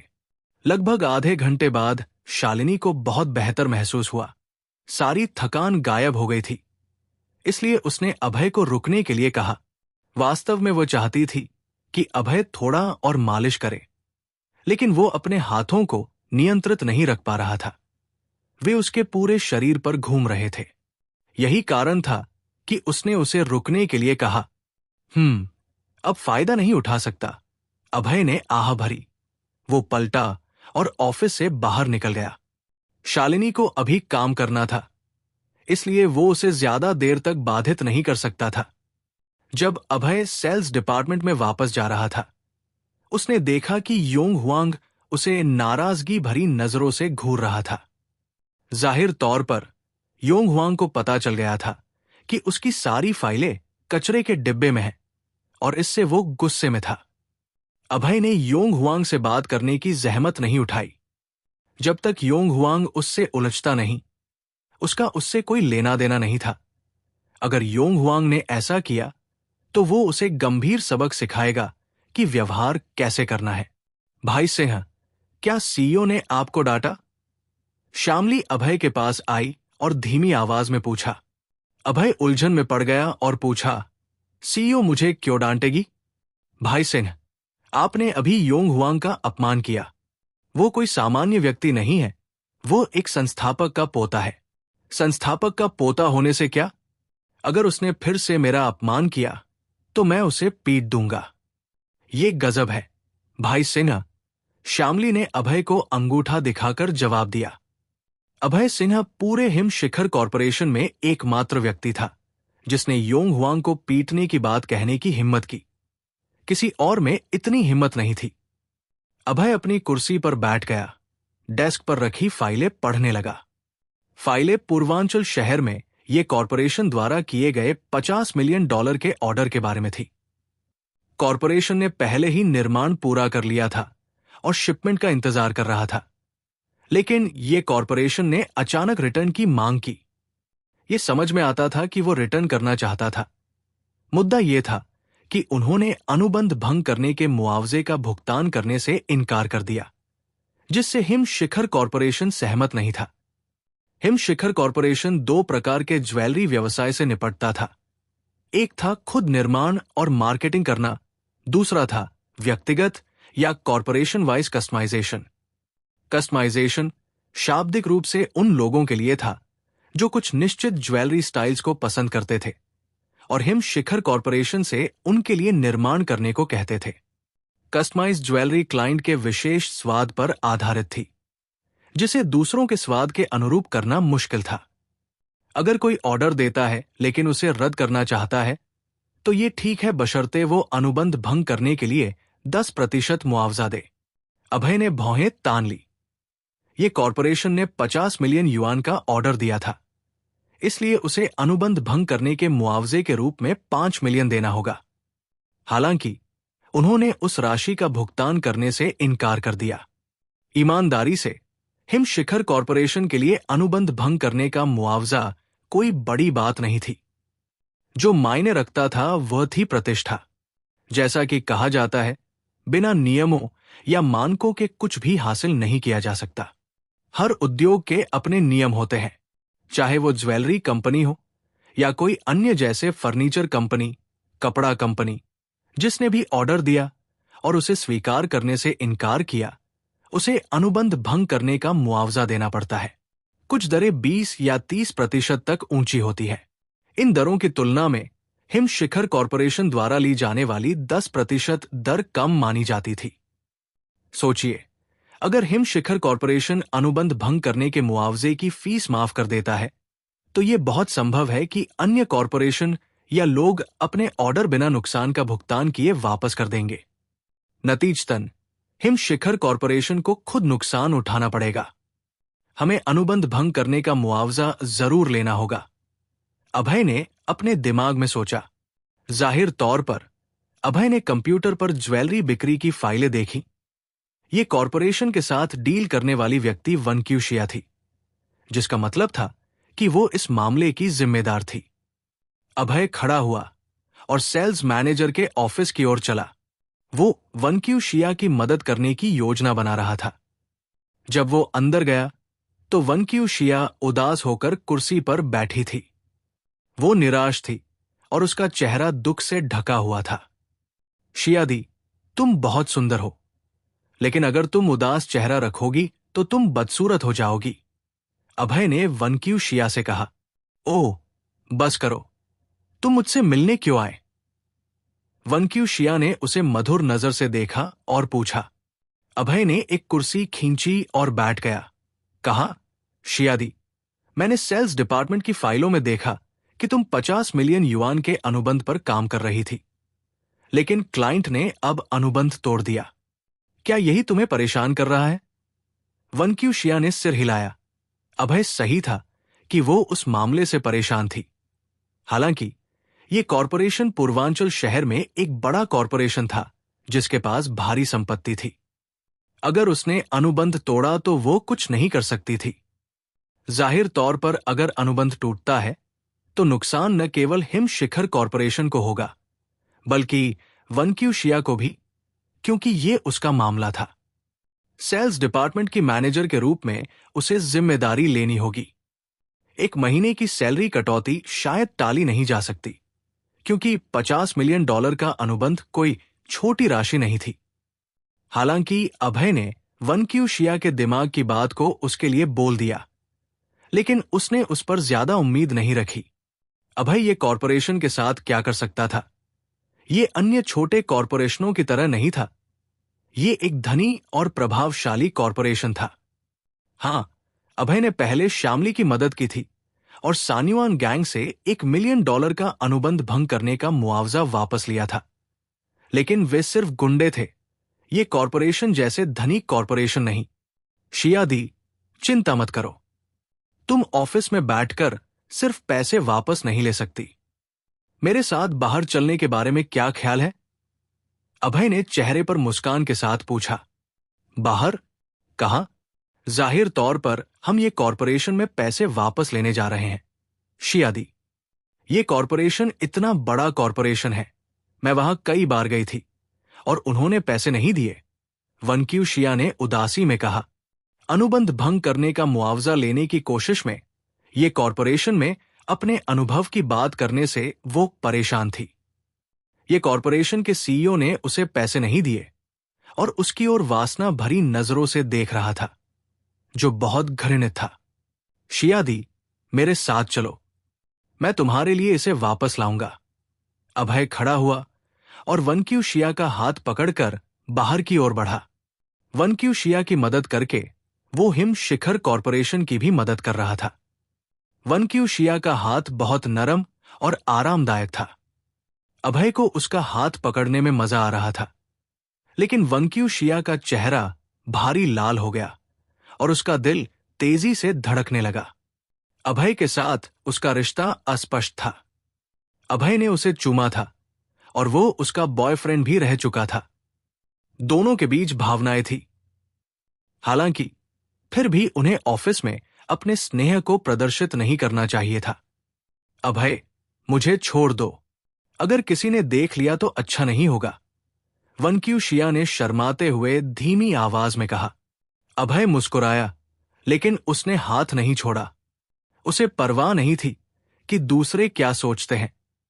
वो वही करता था जो वो चाहता था। संयोगवश ऑफिस से निकलते ही उनकी मुलाकात योंग हुआंग से हो गई। तुम लोग, योंग हुआंग ने अभय और वन क्यू शिया को हाथ पकड़े देखकर आश्चर्य से कहा। वो अभी अभी सेल्स डिपार्टमेंट में आया था। वो स्वाभाविक रूप से खूबसूरत वन क्यू शिया को जानता था, लेकिन उन्हें हाथ पकड़े देखकर वो हैरान था। आखिर अभय तो सिर्फ एक साधारण कर्मचारी था।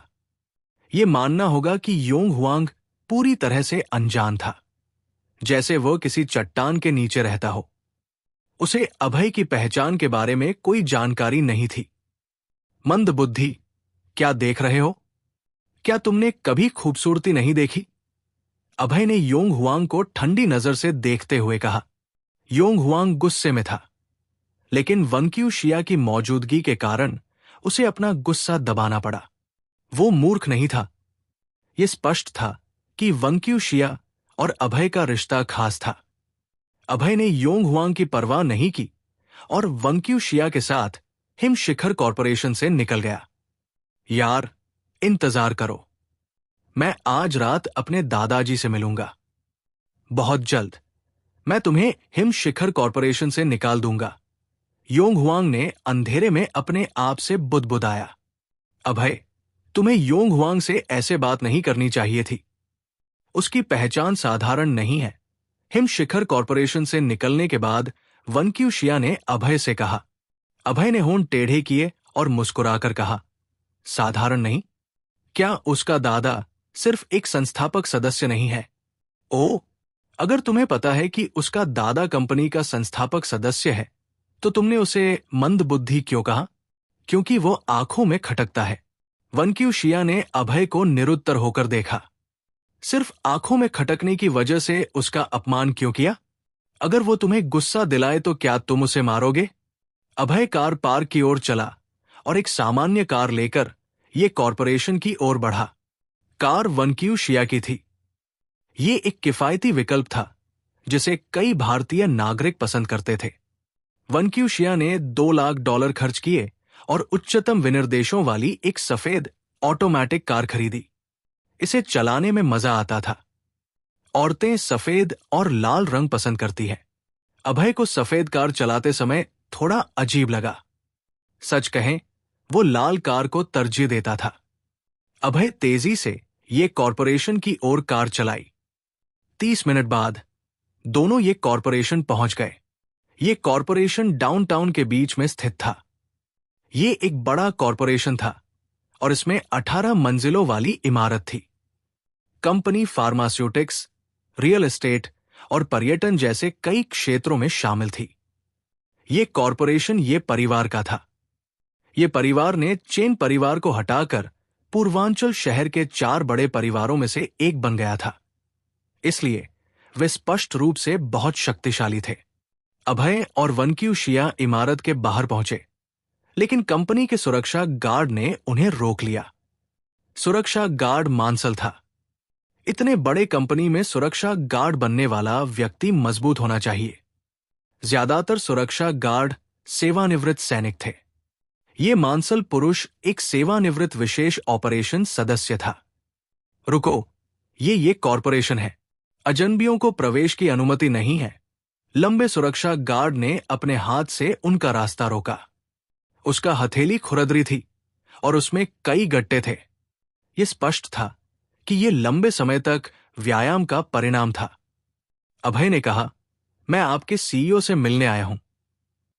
हमारा सीईओ बहुत व्यस्त है, कोई भी उससे नहीं मिल सकता। मैं हिम शिखर कॉरपोरेशन का कर्मचारी हूं। मैं जुर्माना वसूलने आया हूं। आप फोन करके अपने सीईओ को सूचित कर सकते हैं। सीईओ ने कहा है कि वो हिम शिखर कॉरपोरेशन के किसी भी व्यक्ति से नहीं मिलेगा। हिम शिखर कॉरपोरेशन का कोई भी व्यक्ति कंपनी में प्रवेश नहीं कर सकता। लंबे सुरक्षा गार्ड ने सिर हिलाकर कहा। सुरक्षा गार्ड की बात सुनकर अभय ने भौहें तान ली। उसकी आंखों में नाराजगी की चमक उभरी। उसे ये स्पष्ट हो गया कि ये कॉरपोरेशन का सीईओ जुर्माना देना नहीं चाहता था। उसने सुरक्षा गार्ड को भी सूचित किया था कि हिम शिखर कॉरपोरेशन के किसी भी व्यक्ति को कंपनी में प्रवेश करने से रोका जाए। अभय, वे हमें अंदर नहीं जाने देंगे। अब क्या करें? वनक्यू शिया ने भी भौहें तान कर कहा। चिंता मत करो, वे कहते हैं तो हमें क्यों नहीं जाना चाहिए? मैं आज जरूर अंदर जाऊंगा, अभय ने आगे बढ़ते हुए कहा। अभय को उसकी चेतावनी की परवाह न करते देख लंबे सुरक्षा गार्ड का चेहरा बदल गया। उसने अपनी मुट्ठी बंद की और अभय की ओर लहराई। वो इस यार को सबक सिखाने के लिए दृढ़ था। थप्पड़। अभय ने पलक झपकते ही सुरक्षा गार्ड की मुट्ठी पकड़ ली। उसने सुरक्षा गार्ड को जमीन पर धकेल दिया। सुरक्षा गार्ड अपने नितंबों पर गिरा। लंबा सुरक्षा गार्ड बता सकता था कि अभय बहुत मजबूत है, इसलिए उसने जल्दी से अन्य सुरक्षा गार्डों से संपर्क किया। फिर उसने अपनी मुट्ठी अभय की ओर लहराई। दुर्भाग्य से ये सुरक्षा गार्ड अभय के लिए कोई मुकाबला नहीं थे। अभय ने कुछ ही प्रहारों में उन्हें हरा दिया। अभय ने जमीन पर पड़े सुरक्षा गार्डों को तिरस्कार की नजर से देखा। उसने वनक्यू शिया का हाथ पकड़ा और सीईओ के ऑफिस की ओर बढ़ा। इस समय सीईओ के ऑफिस में एक युवक ऑफिस की कुर्सी पर बैठा था। वो सामने बैठी सुंदरता को गर्मजोशी से घूर रहा था। युवक का नाम बिन ये था। वह ये परिवार का युवा मास्टर और ये कॉरपोरेशन का सीईओ था। बिन ये के सामने एक सुंदरता बैठी थी। उसका चेहरा मोहक था और उसने चटक लिपस्टिक लगाई थी। उसने एक लोकट बैंगनी ड्रेस पहनी थी जो उसकी क्लीवेज को प्रदर्शित करती थी। स्पष्ट रूप से ये सुंदरता बिन ये को लुभाने की कोशिश कर रही थी, वरना वो इतना सजा संवरा नहीं होता। या वांग, मुझे वाकई तुमसे भावनाएं हैं। मैंने तुम्हारा इतने समय तक पीछा किया है। कृपया मेरी गर्लफ्रेंड बन जाओ। बिन ये ने प्रशंसा के साथ गर्मजोशी से कहा। अगर तुम वादा करो कि मेरे लिए एक काम करोगे तो मैं तुम्हारी गर्लफ्रेंड बन जाऊंगी। या वांग ने मोहक मुस्कान के साथ कहा। वो सुंदर थी। तुम्हारी गर्लफ्रेंड बनने के लिए मैं कुछ भी करूंगा, बिन ये ने उत्साह से कहा। उसका चेहरा उत्साह से लाल हो गया था। मैं चाहती हूं कि अभय मरे। अगर तुम उसे मारने का वादा करो तो मैं तुम्हारी गर्लफ्रेंड बन जाऊंगी। या वांग ने दांत पीसते हुए नफरत के साथ कहा। या वांग, तुम अभय को क्यों मरना चाहती हो? बिन ये ने भौहें तानकर पूछा। वो स्वाभाविक रूप से अभय को जानता था। अभय ने पहले उससे वेडिंग ड्रेस छीनी थी। उसकी हरकतों से वो गुस्सा हो गया था और उसने अभय को सबक सिखाने के लिए कुछ गुंडों को किराए पर लिया था। अंत में उसे फिर से उन गुंडों ने पीट दिया था। बिन ये को स्पष्ट रूप से याद था कि गुंडों ने अभय को ग्रैंड डैडी ली कहा था। वो मूर्ख नहीं था। वो इस उपाधि से बता सकता था कि अभय असाधारण है। वो बहुत मजबूत होना चाहिए। बिन ये बहुत अमीर था, लेकिन वो अंडरग्राउंड दुनिया में शामिल नहीं था। या वांग बता सकती थी कि बिन ये डर गया है। उसके मोहक चेहरे पर नाराजगी की चमक उभरी। उसने नाखुशी से कहा, बिन ये, तुम अभय सिंह से डरते हो? तुम्हें उसे मारने की हिम्मत नहीं है। या वांग, ऐसा नहीं है कि मैं उससे डरता हूं। मैं तुम्हें बता दूं, अभय सिंह कोई साधारण व्यक्ति नहीं है। वो बहुत शक्तिशाली है, बिन ये ने कहा। बिन ये, मैंने तुमसे पहले ही कहा है, अगर तुम मेरे लिए अभय को मारने का वादा करो तो मैं तुम्हारी गर्लफ्रेंड बन जाऊंगी। या वांग, क्या तुम मुझे बता सकती हो कि तुम अभय को क्यों मारना चाहती हो? अभय ने मेरे पिता स्काई रोलिंग टाइगर को मार डाला। या वांग ने नफरत के साथ कहा। लोग दूसरों से नफरत करते हैं और उन पर दोष मढ़ते हैं। वे अपनी गलतियों पर विचार नहीं करते। या वांग अभय को इसलिए मारना चाहती है क्योंकि अभय ने उसके पिता को मार डाला, लेकिन उसे नहीं पता था कि अभय ने उसे इसलिए मारा क्योंकि स्काई रोलिंग टाइगर ने एक ट्रक से टक्कर मारी और शालिनी को कोमा में डाल दिया। बिन ये हैरान रह गया। उसने आश्चर्य से पूछा, या वांग, अंकल को अभय सिंह ने मार डाला? हां, मैं बदला लेना चाहती हूं। अगर तुम मेरे लिए अभय को मार सकते हो तो मैं न केवल तुम्हारी गर्लफ्रेंड बनूंगी, मैं तुमसे शादी करने के लिए भी सहमत हूं। मुझसे शादी? बिन ये के चेहरे पर खुशी की चमक उभरी। उसे या वांग पसंद थी, इसलिए यह सुनकर कि वो उससे शादी करने को तैयार है, वो उत्साहित हो गया। ठीक है, मैं तुम्हारे लिए अभय को मारने में मदद करने का वादा करता हूं। हालांकि अभय बहुत मजबूत है, हम उससे नहीं जीत सकते। बिन ये, मुझे पता है कि अभय बहुत मजबूत है, वरना उसने मेरे पिता को नहीं मारा होता। हम उसे जहर दे सकते हैं। जहर देना? तुम्हारा मतलब क्या है? यह बहुत आसान है। तुम्हारी कंपनी हिम शिखर कॉरपोरेशन को अनुबंध तोड़ने के लिए $5 मिलियन का जुर्माना देना है ना?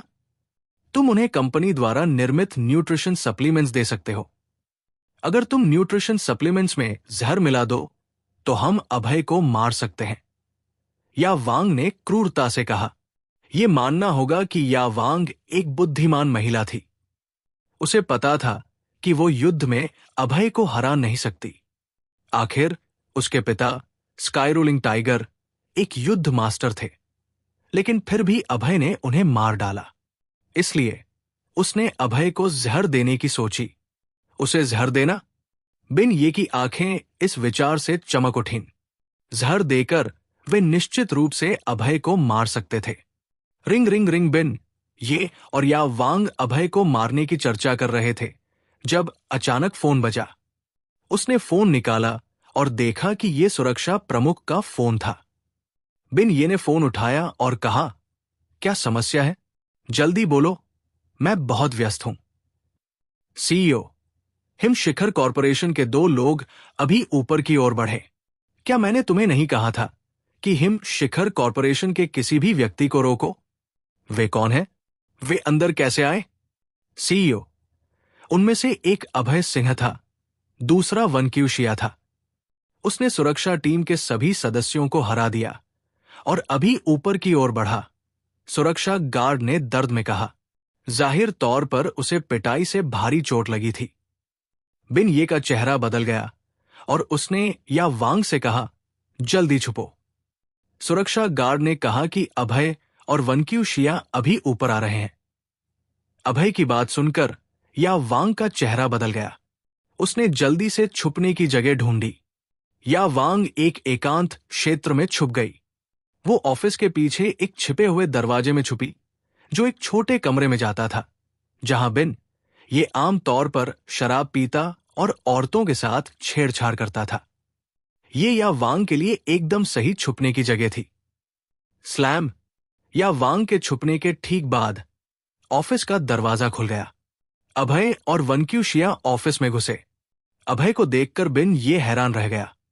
उसने कहा, अभय सिंह, क्या तुम्हें नहीं पता कि ऑफिस में प्रवेश करने से पहले नॉक करना होता है? और तुम्हें अंदर आने के लिए किसने कहा? सबसे पहले, मुझे दरवाजे पर नॉक करना पसंद नहीं है।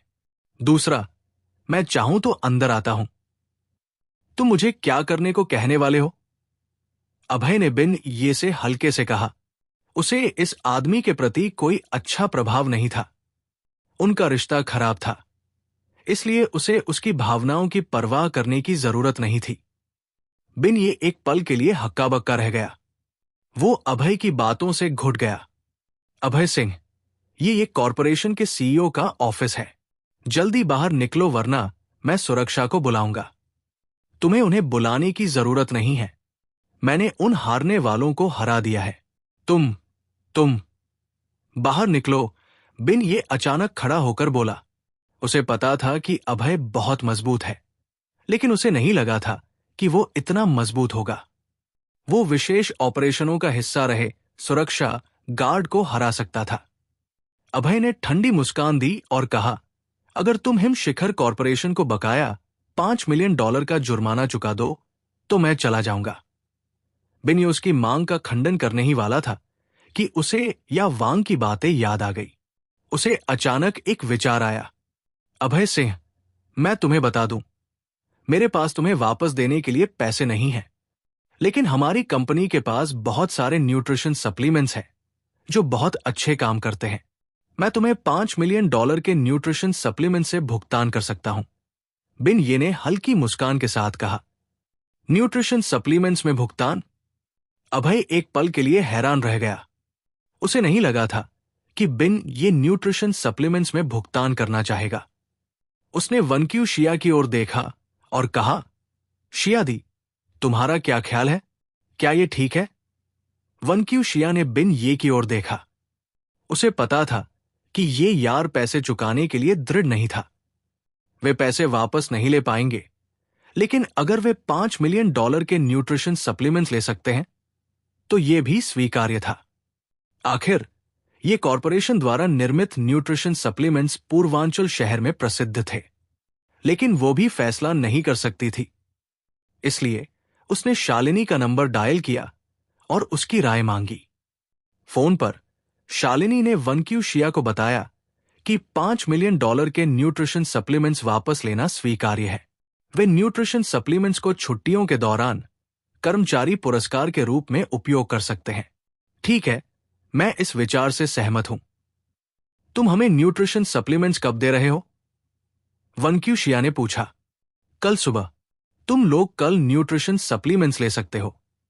ओह हाँ, अभय सिन्हा को आकर लेना होगा, बिन ये ने कहा। वो कल के लिए अभय के लिए एक बड़ा उपहार तैयार करेगा। उसे सीधे देना होगा। ठीक है, हम कल आकर लेंगे, वनक्यू शिया ने हल्के से कहा। फिर वो मुड़ी और अभय के साथ सीईओ ऑफिस से निकल गई। वनक्यू शिया को बिन ये से घृणा थी, इसलिए वो उसके साथ ज्यादा समय नहीं बिताना चाहती थी। वो जल्दी से चली गई